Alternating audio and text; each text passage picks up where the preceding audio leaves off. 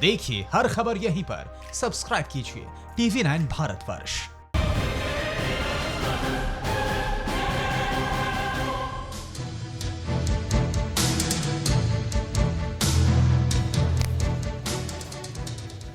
नमस्कार, स्वागत है आपका।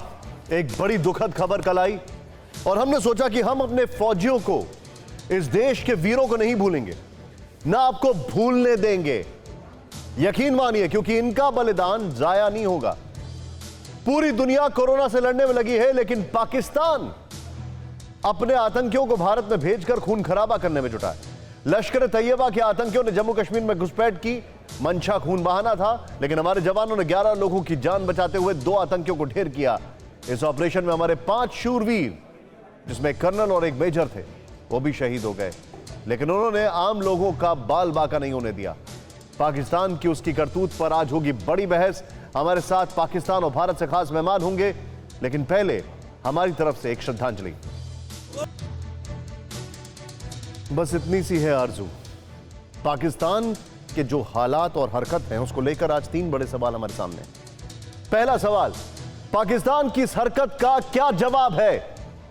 यह एक बहुत बड़ा सवाल है, इसका जवाब आज हमें पाना ही होगा। एक्स फौजी हमारे साथ है, एक्स जनरल हमारे साथ होंगे।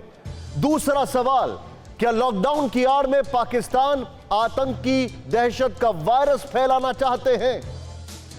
तीसरा सवाल, क्या कोरोना से निपटने में नाकाम इमरान ध्यान भटकाने के लिए कश्मीर में आतंक फैला रहे हैं, जैसा कि आर्मी चीफ ने अभी कुछ क्षण पहले कहा है? ध्यान से देखें ये रिपोर्ट।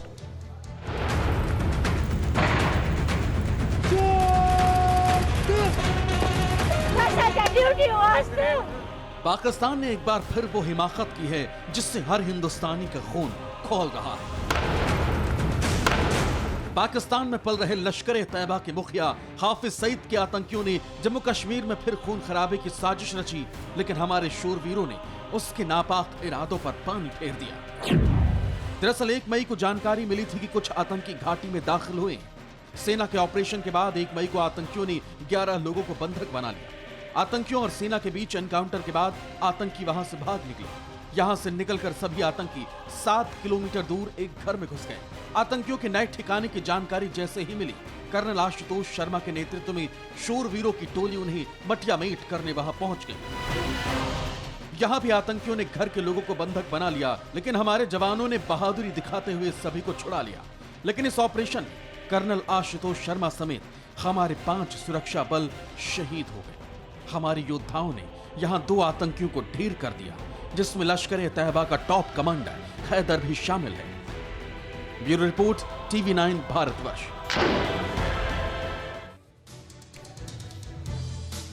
मैं आपको बताना चाहूंगा, ये बड़ी बहस है। आप सभी लोग जमकर इस पर रिप्लाई करें TV9 भारतवर्ष के ट्विटर हैंडल पर और मेरे ट्विटर हैंडल पर। हमारे खास मेहमान हमारे साथ हैं। सबसे पहले आपको इंट्रोड्यूस करना चाहूंगा, मेरे साथ MS Bitta, chairman all India anti terrorist front. Sir, स्वागत है आपका। आपकी आवाज बहुत दूर तक जाती है, आज सुनना चाहेंगे हम। मेरे साथ रविंद्र रैना, बीजेपी प्रेसिडेंट जम्मू और कश्मीर के, हमारे साथ हैं। सर, बहुत कुछ दुखद है वहां पर जो कुछ हो रहा है, मैं आपसे जानना चाहूंगा। मेजर जनरल GD बख्शी, इनको कोई इंट्रोडक्शन की जरूरत नहीं है, सब जानते हैं जनरल बख्शी को।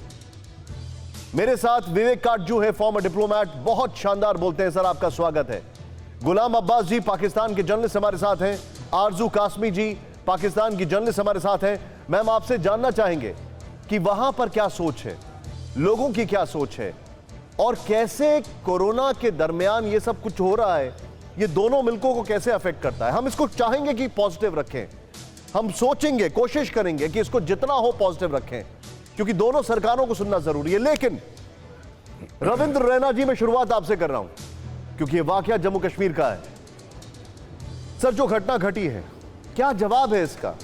एक तरफ क्या यह समझा जाए कि क्योंकि लॉकडाउन है, उसका फायदा उठाने की कोशिश की जाती है आतंकियों की तरफ से?